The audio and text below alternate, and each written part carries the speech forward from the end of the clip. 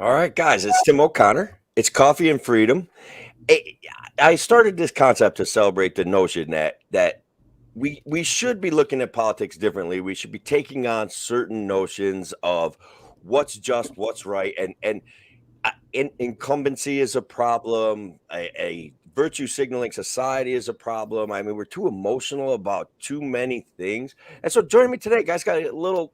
I got a couple unicorns with me, right? Like literal political unicorns, and I am excited to share them with you. Okay, Jonathan Howe, a fellow libertarian who is going to take on AOC, and Jose Pio, who is guys, perhaps one of the rarest of all unicorns and completely beautiful in my opinion, an anti-mandate Democrat. Guys, so what? I'll start with you, Jonathan. You got give us that short speech that excites everybody about you. Wow, I know, I'm right? Let ready me for drop 'em. excitement, but I'll give the short speech. Yeah. So I'm Jonathan Howe. I'm running for New York's 14th congressional district, or what is now New York's 14th congressional district. That could change. And the basic idea is this: the people of the 14th district have shown that they're willing to elect someone who is idealistic in a radical way. AOC won. She won handily. She took out one of the most powerful people in office, and she did it by saying that she wanted peace, justice, and a clean planet. And that's exactly what I want: is peace, justice, and a clean planet. I just don't think the government can do that. I don't think the government can regulate its way to peace. I don't think it can regulate its way to justice, and I do not think it can regulate its way to a clean planet. I think the way you do that is by emphasizing individual rights. If we treat our bodies and our property as our rights, which is what the libertarian ethos is, then the clean planet comes from that. If we treat pollution like an assault on our bodies and on our property, then a clean planet comes from that. We're not going to get success on any of those three main issues that she has by hiring people from the corporate sector into the regulatory sector, which is always how it's going to be. So I want to give the tools to get to the solutions that she wants and that clearly the voters of the 14th congressional district want. I don't think we need to be bumping heads with progressive Democrats. I don't think that we should be even consider ourselves on different sides. We just have different approaches to getting to one end. And it may sound a little condescending. I just think it's a little naive to think that the government is going to regulate us to those ends. Because again, if you run on fixing a problem, you need that problem to persist. And to ensure that doesn't happen to me, I've taken a pledge to only run for re-election one time. So it'd be a maximum of 4 years. I call on anyone who is running for office to self-impose a term limit if there is not one there already. And then I also call on everyone to vote for term limits whenever possible. On that note, I had a conversation with a guy on WYSL last Thursday who is basically feels like now is the time to impose term limits on the governorship of New York State. That people are awake enough right now at this moment in time after dealing with Andrew Cuomo. They're awake enough right now to say, you know what? One of the problems with that guy was that he could see a lifetime as governor of New York State, and so he took advantage of his power. He took advantage of everything, and in my opinion, he made an absolute mess. I mean, I'm an upstate New York, former liberal, former conservative, former independent. Found the Libertarian Party several years ago, thanks to Larry Sharp, and this is where I reside, making noise. Jose, your turn, man. You're up. I'm gonna dump it right on you. Give us that one sentence that's gonna or paragraph. Feel free to use a paragraph, but sell yourself right now, brother. What do you say? Yeah, man, I appreciate the time. I'm one of the few people who have been able to pledge and sworn their life to protect and uphold and defend the Constitution of the United States twice. I did that when I joined the military, and I did that when I was sworn into office, and I take that duty extremely seriously. So when we talk about constitutional rights and government overreach, this is where I say there is no talk. This is where we draw the line. I completely agree with Jonathan there, where the government, I can't see a single instance where the government was able to regulate us into utopia. It's always been a dystopian future where them overreaching and putting their hands to our bodies, into our homes, into our wallets has always ended up around the country, around the world, always ended up in tyranny. So I'm with you on that. I would also agree I'm a unicorn in the Democratic Party because I have common sense.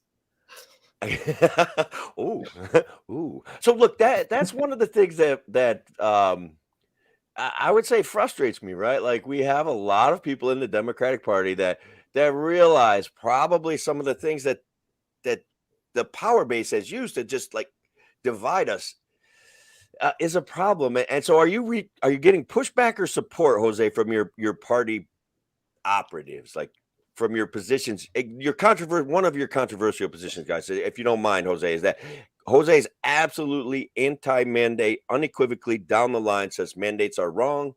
Period. I've seen you say it. I watched your podcast. So are you getting pushback from your purported party faithfuls or what? Well, I'm getting pushback from every angle. I had the president of city council write a press release about me saying I'm spreading misinformation when I'm sitting there simply stating that mandating a vaccine is wrong. I don't think that's misinformation. I have the media that's against me. That every single turn they turn around, they say that I'm anti-vax. I'm probably military. I have more vaccinations in this body than most people do. Okay, so I'm by no means anti-vax, but I am absolutely against the belief that our government can dictate to us what we need to insert into our bloodstream in the name of public good. Because when does that end? Where does it end? That's the biggest question for me. Once we travel down this wormhole, and guys, I don't know. I'm a skeptic about the vaccine. My kids wanted to get it because they thought it was going to be a ticket to freedom, and they're old enough where they can make those decisions. So they were kind of coming at me about, well, you should wear a mask because you're not vaccinated. I have a health issue that I see the vaccine kind of triangulates on the health issue I have. So been very reluctant to take it, but my kids took it and they're old enough to make that decision. So I'm not anti-vax either, right? I've had my tetanus shots. I'm a construction guy. I get them every so often. I get an injury. Like, hey, we need to give you a tetanus shot. Okay, all right, do it, man. It's a vaccine. It's a same type thing. So when we get down this wormhole of the government trying to protect us, when in fact, I don't know, is it protecting us? I'm confused. Someone needs to help me out with these things. I mean, I think the bottom line is if the disease was 100% deadly and the vaccine was 100% effective, it would still be immoral to force people to take it. And I mean, you have to draw that line. Like you cannot use force against other people. You cannot initiate force. That's when you become a bad person.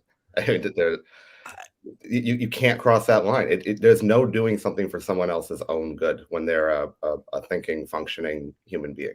Well, let's look in the past of the government imposing, health regulations. When have they ever done anything positive for that? We have GMOs that are in our foods that they refuse to even force them to label the food if it's GMO infused. Like it's absurd to think that our government has our health at mind. Yeah, I'm going to travel down this. You guys both have kind of mentioned this regulation issue, and as a kind of a minarchy kind of deal, I see regulations for sale, right? Like literally, like they're selling regulations to protect their business interest. A guy like Jonathon would get you in the Congress. Like, can you impact that? Let's talk about this sale of regulation to minimize competition. Well, I think the way that you have to sell it to both sides, right? Let's say I do get elected. I'm the one libertarian in Congress. We have to find a way to sell it to both sides. So you sell it to the Republicans as we're making government smaller, and you sell it to liberals as we're attacking the corporations, because corporations are government entities. They're not equal players in a free market with a consumer. If you're a consumer and you take on the risk of buying a product and you're harmed, you receive all the harm. Whereas the person who made the decision to sell that product is cushioned by the corporate structure, whether you're a small business or a large business. But when you go into the left, you start attacking it from the large business side of it, and you start with them. So when people say regulation, they're saying we don't want a company doing X, Y, or Z because that thing is bad. If that thing is bad and it's causing harm, then you have a right to redress that harm. And what the government has done is slowly taken away people's rights to redress that harm in a court one-on-one and be made whole, and given it to regulators. So instead of saying like, oh, you put X amount of crap in my water, I'm going to sue you for X amount of dollars to fix it. It's now, oh, well, you have the right to put X amount into the water, and anything below that amount is okay. And that's just, you have carte blanche to do that. So we essentially give them a free pass up to a point, and then when they no longer have a free pass, we make it very hard to sue them. And then when we do eventually sue them, the people who make the decisions aren't the ones getting hurt. There's no incentive or there's no disincentive for them to do bad things if it might be more profitable.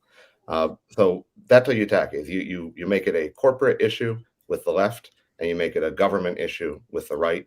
You say you want to bring down both of them, and in doing that, you're giving the power back to the individual. You're giving me a little Fight Club vibe right here, man. Dump it onto you, Jose. Go ahead, brother. Yeah, no, I agree. And my the other part that I throw into it, and I tell people all the time, if you want to sell something to the Democrats today, you use emotion. If you want to sell it to the Republicans, you use logic. And in that case, you're kind of using both ends of the stick to get to the same part. And I pride myself on the fact that most people don't know that I'm a Democrat. They automatically just ask me, what are you? Like, are you a Democrat or Republican? And I enjoy that. I love the fact that you can't tell, because I don't want the two-party system. I think it's just gotten so bad in our country where it's this team versus this team, when it's really the American people who are at stake here, and that's what we should be protecting. Just to build off what you were saying, I've said this before, that the views of the major political parties are not based on any logical connection or moral connection. It's more like football teams. Like, if you're a New England fan, you're not voting or you're not rooting for the people from New England, right? It's not people who grew up in your neighborhood or in your hometown and now they play for the Patriots. And it's, oh, we're rooting for the hometown boy. It's the team that has acquired these players, and now you are a fan of those players. Like, when I was growing up, like, the Democrats were the anti-war party. Like, I remember that from like 2003 and 2004. And now they're the how dare you pull out of Syria party. Like, everything just switches around. And that's one reason that, a lot of people have said, why don't you challenge Ocasio-Cortez on the Democrat in the primary or run as a Republican? I can't vote for a Republican or a Democrat. Like, I haven't done it in 10 years. And I can't ask anyone else to vote for me as one. So I'm not going to do it. No offense to you. I'm sure you had your reason, but I can't stomach it, and I'm not going to ask anyone else to stomach it. And I want people to feel as uncomfortable voting for a Democrat or Republican as they currently do now voting for any other third party. Wow. All right. That's powerful. We'll drop a little truth bomb on everyone, right? And I like to say this one, and probably you guys have heard it before, but I'll get your comments on it. They're like, the argument of voting for the lesser of two evils is, hey, man, you're still voting for evil. Are you crazy? Stop it. So what do you guys think about that? That voting for lesser of two evils has contributed to getting us here? I'll jump into that because I completely agree. To be honest, for the most part, a presidential election, I usually vote third party. Just because I don't like the stances for that the government, that the Republican or the Democrat is really running on. And I also live in New York State, so we're going to go Democrat regardless. And I would love to see the third party really increase in value in the state and be perceived as an actual party of people with like-minded values that people are sleeping on. And so I almost always tend to vote third party. I don't vote down the line. I think that's absolutely ridiculous. I am very educated in who I vote for. And if I don't know who is running for that position, I don't vote, or I'll go to the third party line and fill that one in. So I agree that when you throw away a vote and you just say, you know what, I'm just going to vote with the lesser two evils. I usually advise people to look at the third party line, see who's running for that one, give them a shot, because we need to have a third party system, specifically in New York.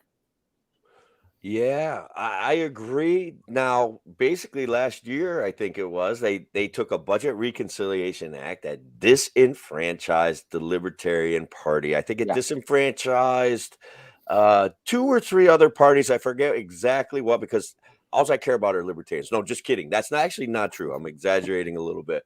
But you're okay. You're the host. You can exaggerate all you want. Right. And then they granted themselves $100 million in public financing. Like, what in the world? Like, could it be any more obvious that now the two-party system is just the system, And now we have people that are basically anti-system, that I hope that traction grows. Like the system itself, as Joseph Anthony Borelli saying, the system supports itself, and that's the actual reality. What do you think about that, Jonathan? I'm gonna beat up on you about being from New York City in a few minutes. Like, don't let this please. show end without that happening. I'll beat up on myself. I mean, that's totally fine. I mean, I didn't get us here. Yeah. So like in New York City, for example, we got ranked choice voting. Everyone's like, oh, this is gonna be great for third parties. We got ranked choice vote in the primaries for the major parties for the city elections. So it's not real. It doesn't. It's the tiniest scrap, and they just throw it to you. And everyone's like, we got the ranked choice voting. I still haven't gotten to vote ranked choice because I'm not a Democrat or Republican, so there were no primaries for me to vote in. It's a total waste. It's a total throwaway. And like what you said, on the surface, we got ranked choice voting and early voting. Okay, we've progressed, but all in the works, we know what actually happened. We're libertarians. We lost our ballot line that Larry Sharpe had won for us. Over nothing, retroactively.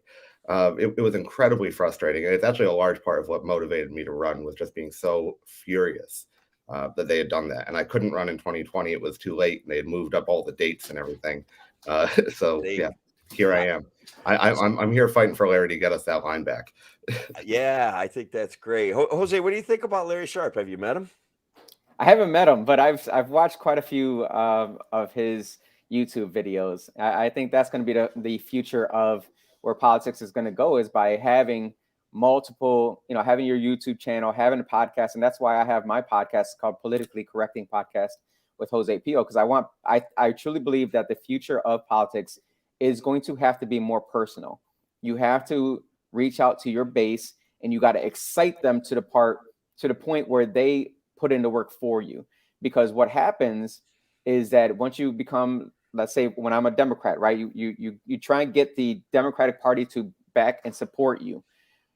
Well, of course they're going to do that if you fall in line.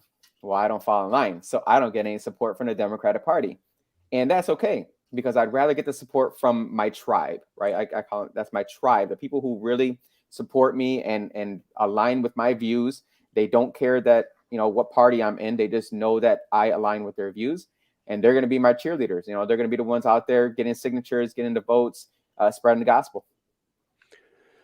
And just to build off that, I mean, yep, AOC ran to challenge the Democratic establishment. She said, I want to make them uncomfortable. You need to make them uncomfortable. You need to push them. You need to annoy them. You need to run down the hall and stand outside their office and protest. And great, I want that too. I wanted her to do that. That would have been wonderful if she had done that. I probably wouldn't be running. I would have run anywhere. But if she was there to say, I'm the one Democrat who's going to really push things from a progressive way for things I truly believe in, I wouldn't have much space to criticize her. I would just say I think she's factually wrong, and I would have to leave it at that. But now she has run, and she has not done any of that. She calls Pelosi Mama Bear. They're best buddies now. She voted to confirm her as speaker twice, didn't demand anything for her vote. And I know a lot of people on the far left, like Jimmy Dore people, were saying demand a vote for Medicare for all. Demand a vote, or you won't vote for Pelosi, because the squad can stop her from getting the speakership. And so say we have to have a floor vote on one big issue that we want. And they were saying Medicare for all, or we don't confirm you. And they didn't even ask for that. It wouldn't have passed, but you would have gotten people on the record. But it could have been anything. What if they had done, we won't vote for Pelosi as speaker until you end the war on drugs, which they could have done with one vote. They could have even just cannabis. They could have just legalized cannabis right there on the federal level. She didn't ask for anything for her vote. And yet she runs on all the issues that Pelosi is the worst on, and didn't expect even one concession. It was horribly disappointing. And then she votes for more police funding and for more military funding. It's none of what she said was true. I wish it was, but you saying she lied? You saying she lied on her campaign trail? I'm saying that when you become a career politician, which she clearly is, and some of it was foisted on her. I mean, I'll give her that. She got more attention than she necessarily earned, because a lot of people just don't like her. That's not what I'm running on, obviously. Wait, what did you just say there? When you become a career, I'm not doing what Paul Gosar is doing, right? I'm not Yeah. making videos of me killing her with a samurai sword. Okay, That, right. that stuff is creepy. That Like is some people have creepy. this creepy level of hate for her, and I Yeah. and that's where the Republican is right now, is challenging her. It's like a creepy level. That's Um, gross. Yeah, that's bad. I'm not aware of that one, but yeah, but look, if she had done all of that, there wouldn't be any space for me to run. But it was just what you were saying. When you run for re-election, who is going to be your foot soldiers? And she accepted the carrot of, it will be the Democratic Party. We will go out there. We'll get you reelected. Don't worry. You'll be comfortable. You'll have a good career. Just don't challenge Chuck Schumer right now. Right. And so now she plays ball. And it only took what, 2.5 years? Like it yeah. really didn't take much time. Like she was pushing a little at the beginning. Maybe it was theater, but she's not anymore. Well, they're obligated to, by party politics, they're obligated to fill their campaign coffers, right? And isn't this really these concessions? Isn't this just a concession for donations to their campaign coffers? I mean, I know that sounds so negative, but I also know that that's absolute reality, right? That they're up to potentially beat up on Jonathon Howe. AOC has to have a full campaign coffer, so she has to cut deals with the party. If the party excoriates her and exercises her, where does she go from there? Yeah, I mean, I don't think it's a right or wrong thing. It's just like you said, it's just life. Unfortunately, that's the system that we play with right now. I would love to hear your thoughts on, because someone brought it up to me, and I really don't have any idea about it, with public funded campaigns.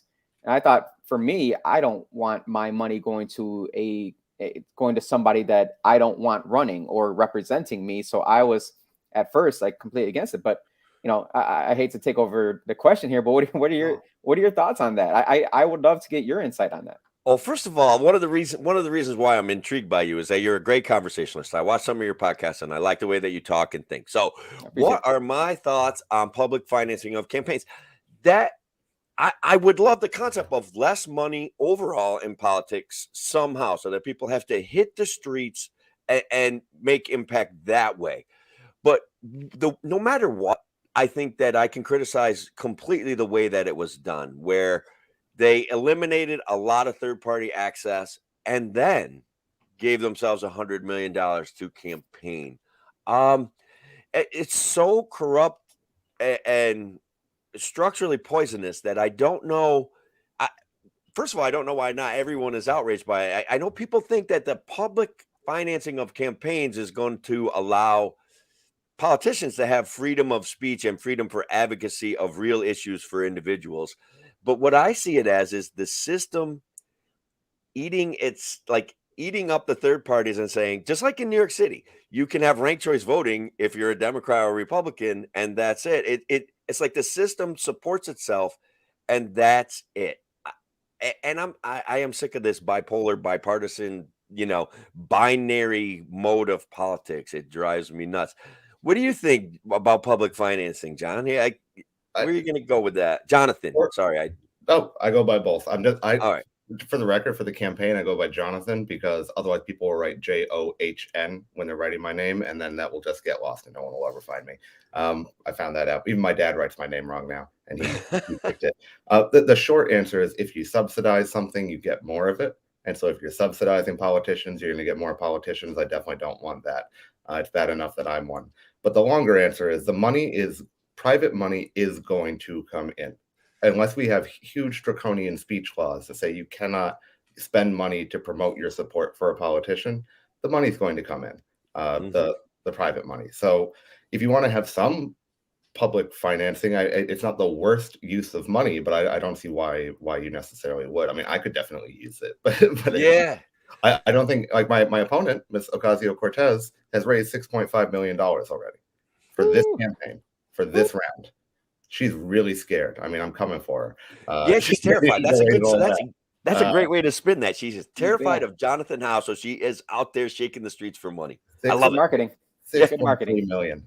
Yeah, when I saw that on the FEC, I was like, oh, great. That's wonderful. But I mean, last time, what did she do with it? And this is kind of part of my critique with her. She had all this money left over from her campaign, or maybe it was one of her PACs. I don't remember. Don't quote me on it. But they gave the money to a bunch of moderate Democrats to win their elections. And so, like, all the progressives, the people who went to bat for her, are like, we want this radical newcomer to change things, the money that they gave to this radical newcomer ended up going to the milquetoast moderate Democrats who the left all hates. And so even Yeah, they do.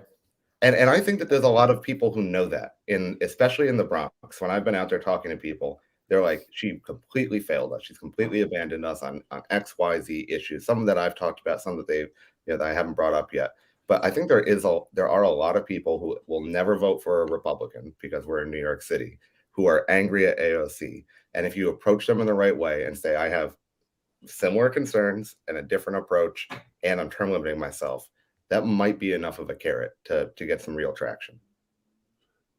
All right, that's interesting. One of the things that I feel comfortable talking about, and I like talking about, is the fact that I'm a contractor. That I used to have my own business. Now I'm doing managing projects for other companies, which I find to be very enjoyable. Right, like I'm doing stuff like installing solar panels and things like that, and I really enjoy that. Do you guys want to talk about what you guys do besides your political actions? Because I mean, it can't be a full-time job for either one of you, right? Please go first. Sure. Well, yeah. So I'm on the financing side. I've been in finance for about a decade now. I own my own business financing brokerage. So any companies out there, contractors included, that need financing for whatever projects they need or equipment, and their bank says no because they're too conservative or they got to look after their shareholders, that's where I come in. I worked in the big banks for quite some time. I saw how many small businesses they were not helping, especially during COVID. And I saw the measures coming into place where they were going to be requiring the vaccine. I said, all right, it's time for me to jump ship. And I started my own brokerage there. I also invest in other businesses. I invest in real estate, put the money to work for you. And I have a investment in a esports gaming bar in East Rochester. I would love to really build Rochester up to be the esports hub. That is something that's important to me, to keep our young minds in our city, because as soon as they turn 18, ready for college, they leave the area as quickly as they freaking can. So anything that I can do to keep them here is important to me.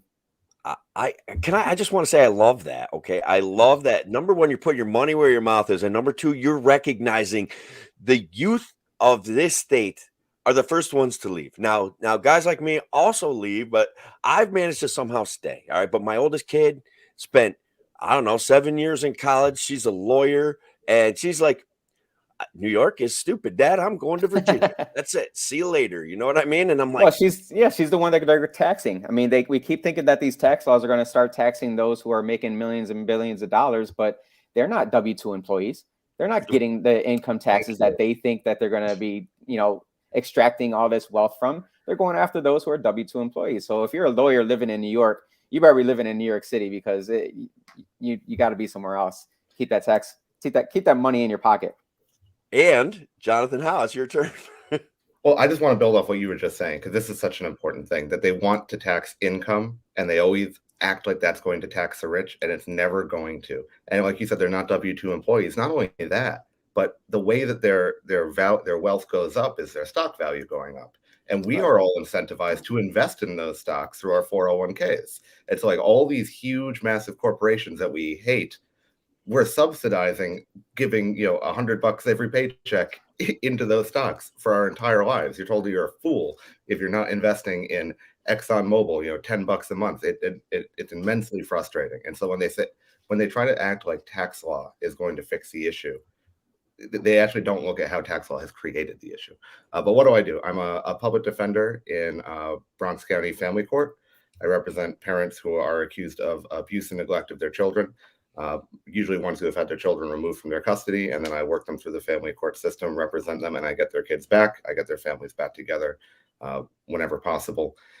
I work for an organization that does, criminal defense, family court defense, immigration defense, and it is one of the most rewarding things I've ever done in my entire life, because we save people's lives. Like we take people who are in the worst spot that they could possibly be because of government violence, and very often we have successful outcomes for them.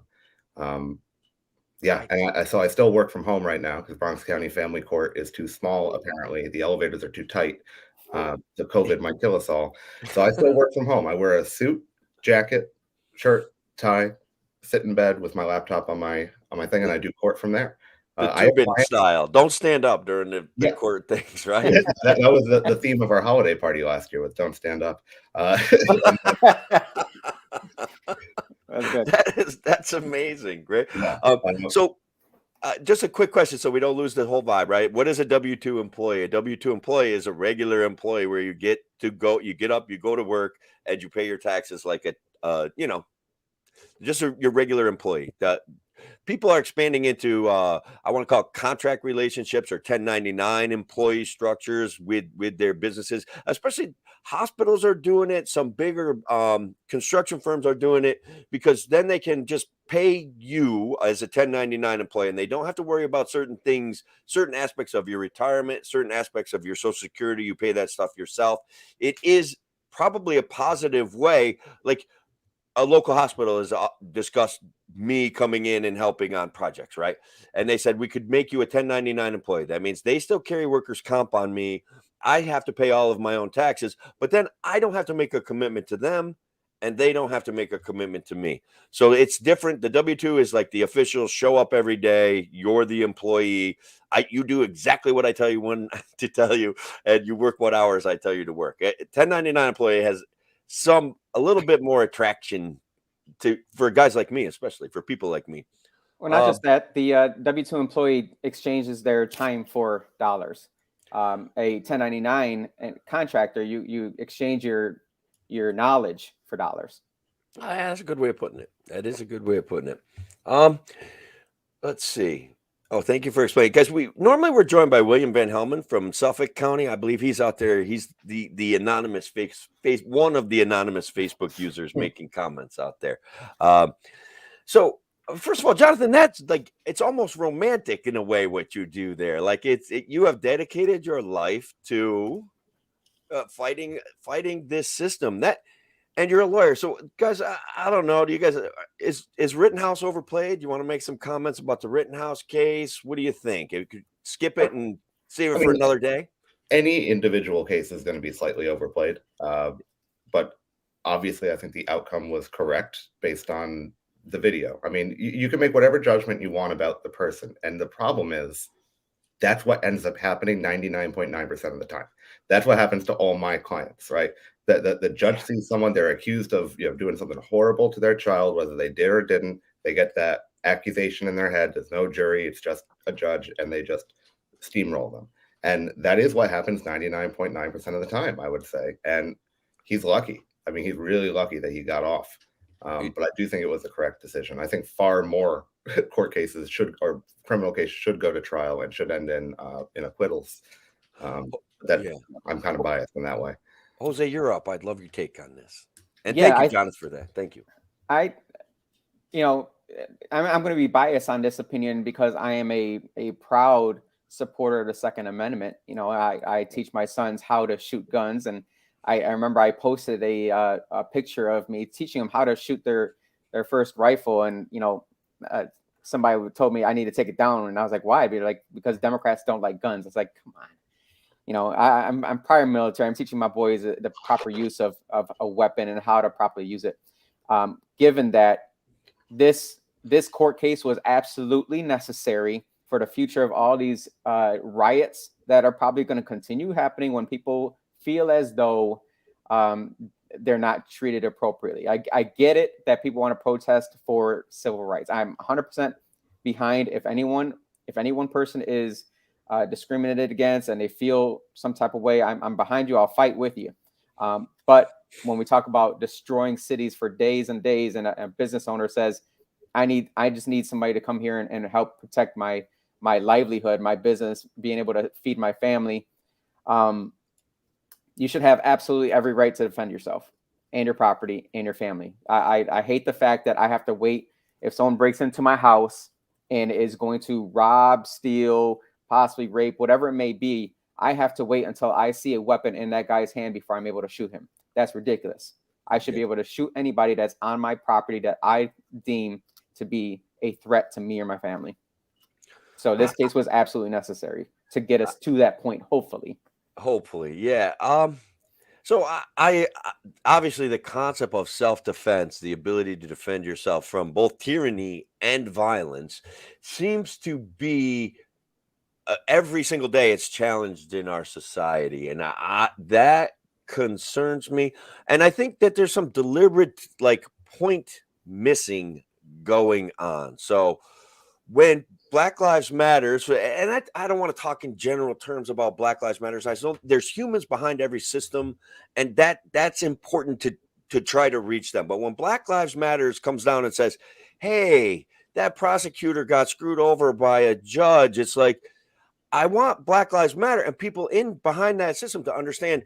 And I want your guys to comment on this: that judge or that prosecutor plays games like that on kids using the efficacy of the efficacy. Do you like that word? Of the war on drugs to put kids in jail that may be of color, that maybe it happens all the time. I want you guys to comment on that, and I also want that prosecutor to get charged with menacing for his performance with that gun, where he waved it around the courtroom with his finger on the trigger. I want him charged with that. It's a pipe dream, I know, but go ahead. Give us your thoughts on that prosecutor, Black Lives Matter, if you can bring that in.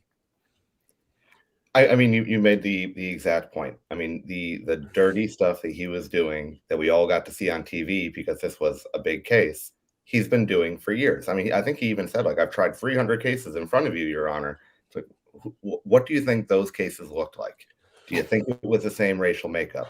Do you think that anyone was calling out the Fifth Amendment violations? I mean, I was watching on some YouTube stream that had 300,000 people watching, and there were like 20 lawyers commenting.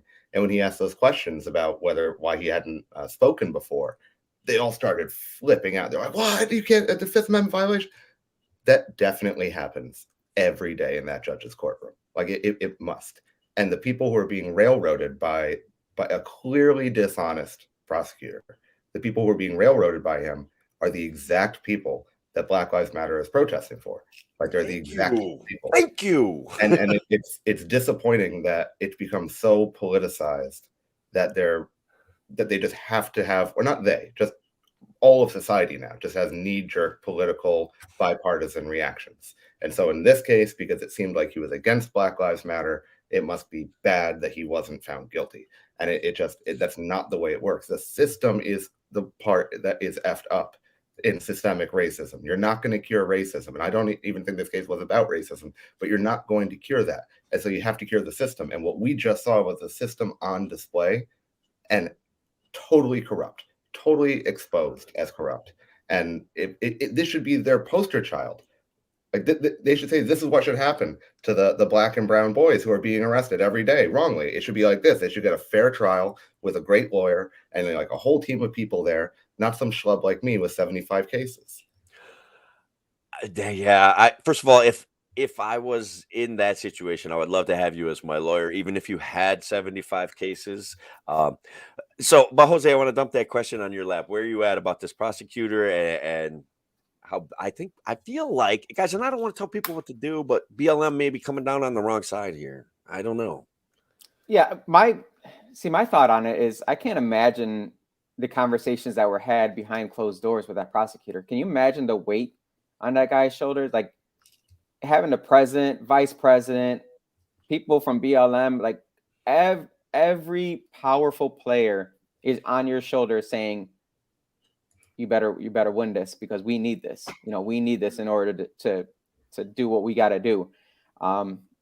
Some people fold under pressure, and I think that's what happened here. Okay. All right. So you think, sorry about that, guys. I got a little background noise. So you're feeling like the prosecutor was under too much pressure, and that's why he acted like such a D-bag? Did I hear you right? I want to give him the benefit of the doubt there. I don't think that you get to that point by being ignorant of the legal system or not having enough time in the court system. He's had multiple trials there, and I want to give him the benefit of the doubt. Now, it was a court case that he should not win anyways, because a gentleman, a young guy that's being chased by a mob, an angry mob that says they want to kill him, and they hit him in the head with a skateboard and pull a gun out on him. It's self-defense. It doesn't matter what your feelings are. Facts don't care about feelings. So let me ask you this then. in your opinion, should that case have gone to trial, or should the No. charges have been dropped before that? Hey, yeah. Again, I'm biased though on this one. I own guns, and if Yeah. I see a mob coming at me and I get hit in the head with a skateboard, and someone says I want to kill you and skull you, look, I'm shooting you. Sorry. All right, so yeah, why do you see that as your bias that way? Because I think that and maybe you're just being political there, like, and that's fine.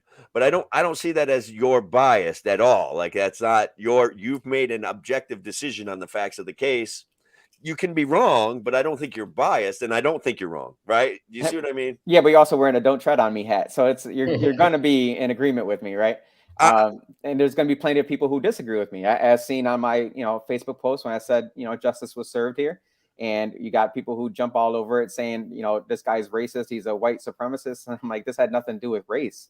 This case had absolutely nothing to do with the Black community. They just wanted to take it on, and because it happened at a protest. I'm sorry, I can't even call it a protest. It was an absolute riot, and they take it as a BLM issue that they're going to go out. People are going to start shooting at BLM rioters. I hope that's not the case, because I hope that people know that from now on you can't go around destroying things and get away scot-free. People engage in, when they're engaging in a lot of political discussion, they engage in what I call emotional conjecture that has no bearing on the evidentiary facts. And guys, I'm not a lawyer. I'm just a guy that likes to talk a lot of nonsense. But I'm just saying, like, I'm with you. Okay, all right. See, like, that's you saying I think I'm biased on this. I'm like, I don't know. Maybe I'm making this stuff up. I don't know. But anyway. Speaking of evidentiary, though, imagine if there was no video. Imagine Right. if it was just two guys dead, one guy with his arm blown off, and then a kid with an AR-15. It would have gone very, very differently. He's so lucky that everything was caught on video. What I wouldn't pay for some of my clients to have, their entire day caught on video some days. But what's ridiculous about that is that we have these cell phones in our hands every day. There's always this thing out recording people, right? But to me, it's absurd that we can't find the evildoers in our society who are killing people in broad daylight, even though there's camera phones everywhere. They go non-existent when we need to find the actual bad people who are doing bad things and destroying communities, and there's not a single cell phone to be found. That's where people need to stand up and say, look, there's got to be some way to be able to upload a video to some police force website to say this is what happened and be able to use that in court. I don't know how that works or anything. Like Crime Stoppers, but like digital. I think they actually have something along those lines here where you can like text the police and stuff like that.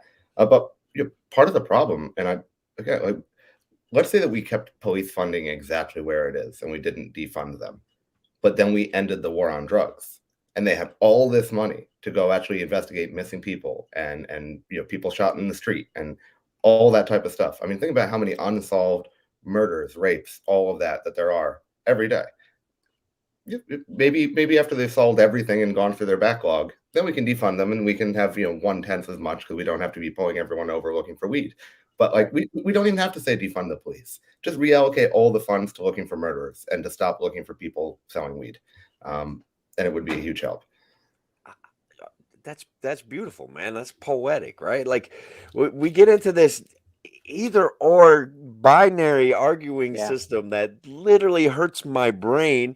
It started years ago, right?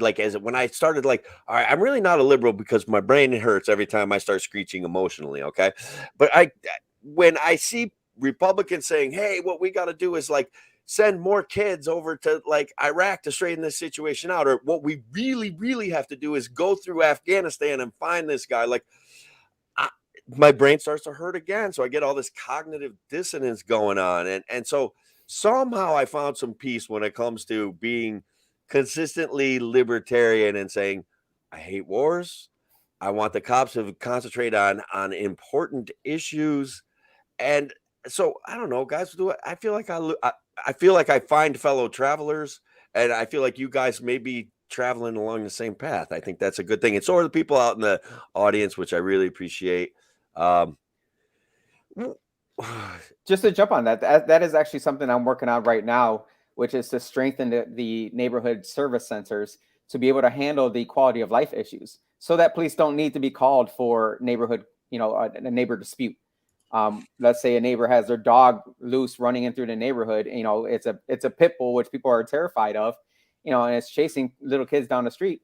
That's not a police officer call. Let's get a different group involved with that. So it's kind of appeasing the defund the police, and it's bringing in people who don't necessarily need to carry guns, and it's going to increase the quality of life. I think that's number one issue that most people have.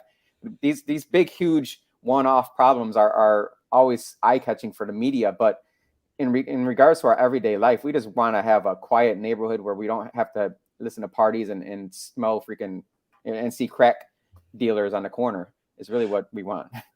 So in Rochester, I don't know how it is anywhere else, but in Rochester. Right. Well, I think Jonathan's in the Bronx, so I don't know. Like I'm in upstate New York. It's not like that near Cooperstown. Okay. Like the biggest thing, like sometimes my neighbors might sneak a little piece of plastic into their bonfire, and it just, like that's annoying. But there's not a lot of like.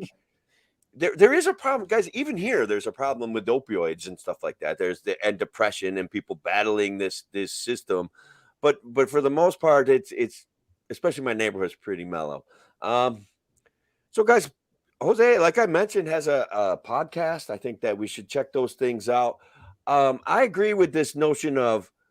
All right, let me put this out there. I was just wrestling with it in my brain, and I wasn't sure if I want to say it. But so what I saw in Rochester is a 9-year-old girl get tased by a police officer after a female and a male police officer interacting with this 9-year-old. They basically had her in the car.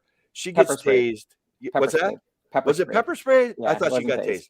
Well, thank you for correcting me on that. No problem. Not that was good. I'm just saying. Right. And I've seen lots of incidences where people are having a psychotic break. Okay. They're mad. They're enraged. Their lives have been just too goddamn stressful for too long. And maybe they end up taking a bullet or a beating. And this is going back to when I was a little, I want that to be better. I don't want that happening. What do you guys think about that? Again, I feel crazy sometimes, but if I find fellow travelers, let's put that out there. I don't care about defunding the police, but I do want appropriate responses. I think protocol can be messed up, and there is opportunity. So just what do you guys think? Help me out here. Well, I kind of want to build off what you were saying earlier, Jose, which is, you need more community-based solutions, first of all. And there shouldn't be a cop called to every little thing. That people are making fun of, like, oh, you're going to send a social worker out to some murderer. No, you send a social worker out to the person who's having a psychotic episode, and you get those calls. Like they're pretty distinct from the one for a murder. But why are the cops so violent? Like what is the reason for it? Why are they so heavily armed? Why do they carry guns and carry armor? Because we're fighting the war on drugs. We're having a cartel war in our streets every day. And the way that you demilitarize the police and the way that you lower the level of violence is by ending the war. And the way you do that is by defunding the cartels. The way you do that is by ending the war on drugs. So if you end the war on drugs, you take the power out of this very, very violent part of the black market. Cops are no longer going to feel that they need tanks, to run over some drug lab, that's heavily armored. They're not going to feel that they need to carry a rifle every single day when there's not violence in the streets every single day. So at some point, I think after we've ended the war on drugs and gotten this out of our system, that every police interaction has a very good chance of getting extremely violent and leading to death. Even the cops will be a little bit chiller at that point, but you have to defund the cartels. Like, you are totally reasonable if you are a cop and you want to be carrying a big gun and wearing body armor and have a tank just in case you need it, because there are very well armed people with lots of money and lots of guns who you are chasing, and you want to go home. You want to go home tonight. That's not an unreasonable desire, but we have to get rid of the incentive that creates that danger. Well, that's amazing input, honestly, because a lot of people that I sit on council with, or I shouldn't say a lot. There's nine members of a city council, and some just don't understand why we have a SWAT team. They just don't understand, why do we have heavily armed police officers who are strategically on a team to be a scalpel, right? To me, it always blew me away how disconnected people were from the hood and when I say hood, I grew up in the hood, to where there's just evil. There's evil in those streets. I'm not saying the people are evil, but they chose evil paths, right? And they don't care about their own lives, which means they're not going to care about yours. We had a police officer that was stabbed 9 times in the face. Okay. And he was not called for, it was a mental health type of call as well. Stabbed 9 times in the face, lost his sight. He had to retire from the police force. I mean, it was terrible. I had another police officer that was shot in the head by a 14-year-old boy. Like, there is some bad things happening in our streets. And you're right, it is a gang war out there. It's a turf war. It's much more far-reaching than just our inner city, because it comes in our inner city from in my opinion, from our open borders. From the fentanyl that's coming from China through Mexico. And I, being from military intel, I get the intel from all over the place. People would call me up and say, hey, I hear that you're getting a lot of these drugs over there. This is what's happening over here. And you're right. If we can dead that, but how do you dead that? Like, how do you stop the war on drugs without just saying, you know what, have at it? Because that's what people automatically assume. You're just saying, oh, I can just go smoke crack at church in the middle of a sermon. Like, Yes. People just automatically go to that, right? So what are your thoughts on that? Like, how do you end the war on drugs without allowing people to just start freaking inserting drugs in front of little kids? Well, that happens today. I mean, I carry Narcan with me every time I go to the office in the Bronx. It's about a 10-minute walk from the Yankee Stadium train station, and you need to carry Narcan. Everyone I work with carries Narcan. People are using out in the open. I mean, the critique of the solution is essentially saying, we'll get the status quo. I think it'll be better than that. Like, I have no fear that my coffee here has any fentanyl in it, because I know who made the coffee. And I know that if they put fentanyl in it, I know who to go get mad at and to make sure they don't do that again, or to sue, or to try for a crime or something like that. That would be fraud. Same when I go to a brewery. I'm not worried that my IPA has any fentanyl in it, and I'm not worried that Single Cut Beer Smiths is going to go down to Long Island City Brewing Company and start a shooting war. Like, that's not going to happen, because we know who is doing it, because they're publicly facing. With your connection on the street, who's just trying to get enough money, to sell enough drugs, to buy enough money to buy some drugs for themselves, there's all the incentive to cut it with some fentanyl. It makes it go further. It makes it seem stronger, and no one's going to be able to trace it back to you, because it's all totally black market. So I really, and it sounds naive when you say it at first, but I really do think the solution is total legalization of all drugs, and just completely. I mean, if the government can't tell you what you have to put in your body, I don't think they should be able to tell you what you cannot put in your body. And you're going to do it anyways. If you're addicted to an opiate, you're going to continue taking an opiate. And I unfortunately, I know that from my own family. But you're going to do it. It doesn't matter if it's legal or not. Yeah, I think fentanyl is the perfect example of how the war on drugs makes it incredibly profitable and incredibly dangerous. Fentanyl is basically a condensed version of an opioid, right? It's you can use it to cut opioids, you can use it to mock opioids, and you can use it. So it's like in smaller packages, it gets transported. And so that's why the war on drugs then becomes insanely profitable. If they develop a system that delivers illicit and illegal drugs to neighborhoods where people are looking for this outlet, which I don't understand the outlet. Like, well, I like to drink a few beers, whatever. I sometimes I don't understand why people go as far as they do with self-medication, but they're doing it. So my friend Rich Patel, guys, who made some comments, a legislative affairs director of the LPNY, it preaches a strategy of harm reduction that we should take a look at when it comes to the war on drugs. We'd like decriminalizing. I do like Jonathan's. I'm attracted to Jonathan's notion of like, hey, make it legal. That's it. Deal with it. Educate people. Like, we got a comment out here about educating people about the dangers of drug use. But that, in fact, then makes this drug use thing less profitable until we get Big Pharma going, hey, you know what you should do is take a little fentanyl with your coffee in the morning. So it's like, if we go completely down Jonathan's road, they're going big business will then lie to us to encourage us to use their most profitable products that may or may not be good for us because they control the narrative. So I do like decriminalizing use, decriminalizing low-end sales, and making it less highly profitable for effective systems to operate outside the law.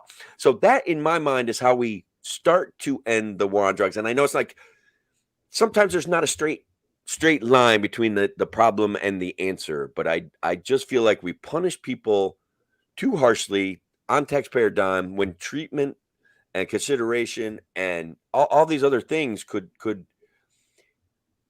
change that dynamic faster and kinder and more gentler. Does it? I know, like, man, I wrestled with that one, guys. What do you think? Did anything I say there make sense? I don't know. No, that makes perfect sense. The only problem that I have is when people think that the mental health crisis, which is really what drugs are mostly based off of, I would say, they believe that the mental health crisis is going to fix the issue, when we still need the enforcement of law at the same time as mental health, the mental health counselors to help those in need. So to me, I always say it's like a burger, right? You got to have the bottom bun, which is that enforcement of law. You have to have enforcement of law. It's absolutely necessary. But then you have the top bun. You got the mental health. You've got those social workers who can show up and say, look, your kid is having this issue at school. What this usually ends up going is they end up going to the streets, which then goes to this, then goes to that. I think it has to be a comprehensive approach.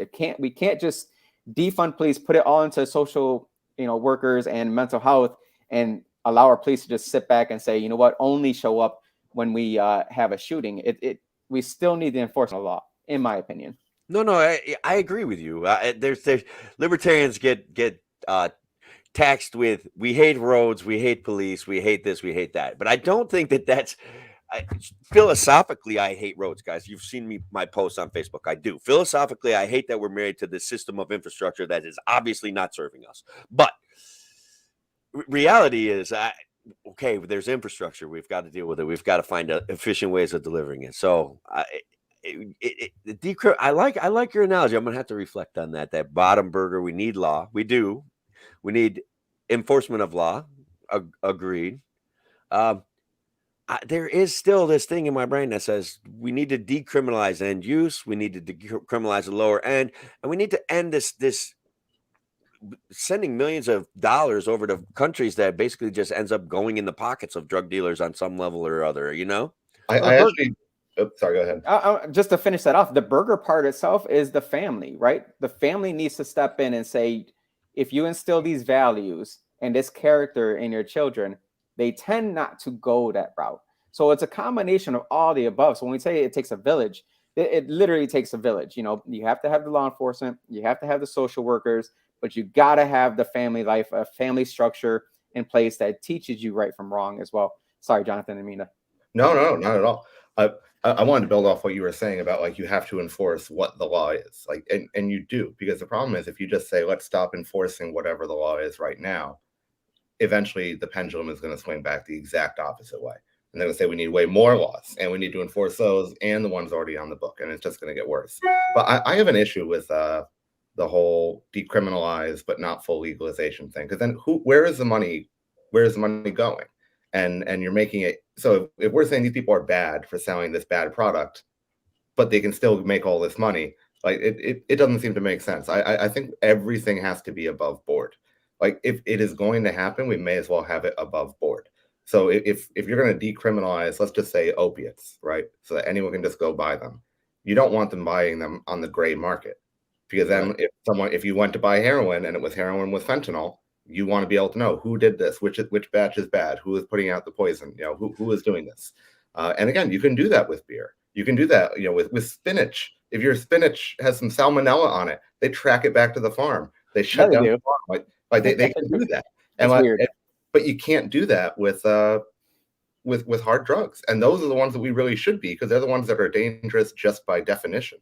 And I know it sounds more radical to say legalize everything 100% immediately, than to say, like, start with decriminalization.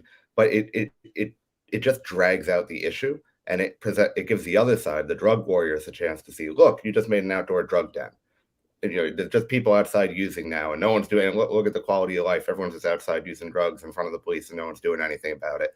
And then the pendulum swings, and it swings towards tougher drug laws. And we get right back. We made a little bit of progress, and then we just go all the way back. I see the libertarian in me says that Jonathan is 100% right, but I got here like liberal, conservative, blah blah blah blah blah, and I'm just like, it can't be that simple. Jose, I know you're going to side with me. It can't be that simple. It never is that simple, right? We always think that our answer is the right answer, but really it's a give and take, and that's in life in general. Yeah. You can't extrapolate, what happens in the political world into real life and vice versa without understanding that it's a give and take, and you have to give, and you also got to take. Yeah, guys, we came up on an hour so fast. I didn't even get to beat up on Jonathan about being from the Bronx and how New York City forces its virtue, its garbage, and all of its water rights on upstate New York and completely has decimated the economy. I didn't even get into that, but I want the last word on that anyway. So, guys, but I want you guys to talk a little bit and then say, we're going to sign off here. So give me something, again, sell yourself and do it. We'll start with you, Jonathan.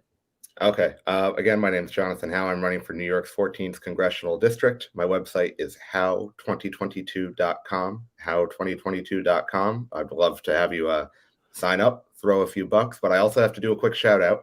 Larry Sharp is having a matching fundraiser right now. So if you go to larrysharp.com and you give $10, it's $20. And Larry Sharp is the reason that most current New York libertarians are New York libertarians. And so you should definitely consider that. Yeah, that's all. I love it. Jose, how about you? What do you got? What are you going to do after you self-imposed term limits and you're going to give yourself a promotion? You're going to run for some bigger office, right? Oh, yeah. Go ahead. Sorry. That's you want that, right? You don't want someone just sitting around freaking being a fat cat collecting tax dollars and not going up. I'm a current city councilman for City of Rochester. I am eyeing a promotion in the very near future as well. So if you like what you saw here or what you heard here and you agree that we need a more moderate Democrat in the state of New York, please go to josepo.com. There's a donate button right up there. It takes a lot of money to run a campaign. As Jonathan, I'm sure you're well aware, it's going to take a lot of money. Your opponent has what, $6.3 million? Hey, it takes money, man. It takes money to get in front of people. You have to touch each voter 7 times is what they told me. 7 times you have to touch them in order for them to remember you enough to go to the poll to actually vote for you. So that's a lot of letters in the mail. That's a lot of flyers. It's a lot of door hangers. It's a lot of business cards. It takes a lot. And any help that we can get, Jonathan, your views are fantastic. I always align myself pretty well with most libertarians. I love your viewpoints on things. I love the fact that you're about personal freedoms, because that's what the Constitution gives us, right? And if anyone out there, if you like what you see here, get involved. Please get involved with your local politics, your local school board, because God knows we didn't even touch that, and I'm sure that's something that Tim wanted to. We'll be hitting on at some point. But we will, yeah. Get involved. Whether you're behind somebody or you yourself are putting yourself out there, get involved. I just have to say I've been disappointed in Jose. I thought we were going to really get to duke it out and disagree on something. maybe I'm finding myself to be a libertarian and I don't even know it. Have I got a party for you? But I'm okay with a Democrat-leaning libertarian is fine with me. I think that's actually pretty important. We do find a lot of reasonable, I'm going to use the word commiseration with Republicans occasionally that are not part of the Republican system. People that are outside of, want to change from the Republican Party. We find a little bit of commiseration or cooperation from them. But I am glad to have met you. So, guys, I do a radio show. WYSL. It's all your way, Jose. That is. WACK. It gets broadcast Newark. Kevin Wilson and I will be doing some lives together to celebrate that radio show, and we've been having a blast lately. And I think as the energy builds for politics, people are going to be more and more interested in conversations like these. You gave a shout out to Larry Sharp. I'm going to give a shout out to Larry Sharp. One of the reasons why, guys, I did a bunch of live broadcasts when I was running for New York State Senate. And then I lost miserably, of course, because I was a write-in candidate who got kicked off the ballot by my Republican challenger on a technicality that I did not know where I live. I was my witness for my signatures. And they're like, you wrote your own address wrong. You can't be on the ballot. And I'm like, ugh. But anyways, Larry reached out to me and said, Tim, you ought to try doing this some more. Participate with the radio show. But this is, you guys can find out where Larry Sharp is going to be today all over New York State. Click on that link. You'll see if it's close to you. Go visit him. He put on a great show for a bunch of my friends up here that they just got excited. They loved him. His preaching of solutions and his stepping outside of the emotional duality box. You hear me talk about binary and bipolar and all of those things. He steps outside that box. And so you can find where he's going to be at today right there. And guys, thank you very much. I know a little bit inconvenient Saturday mornings, but I think we got some likes, we got some comments, we got some shares. And I think that's we got cats. And you heard my dog. I gotta get my dog in here now. Let's see if Mooney will come. Mooney, come say goodbye. She was growling at my kid or something. You must have fed her. I was whining about the time, but now I feel energized for the rest of the day, and it's a lot of fun. Sometimes talking is good therapy, fellas. So a lot of times, this is what most politicians need to do. I'll tell you that. They need to just talk with each other and talk with the regular people that are living in this country. That's who we're supposed to be representing. I think that's great. Guys, have a great day. We'll talk to you again soon, hopefully. See you soon. Thank you. Yeah. There we go.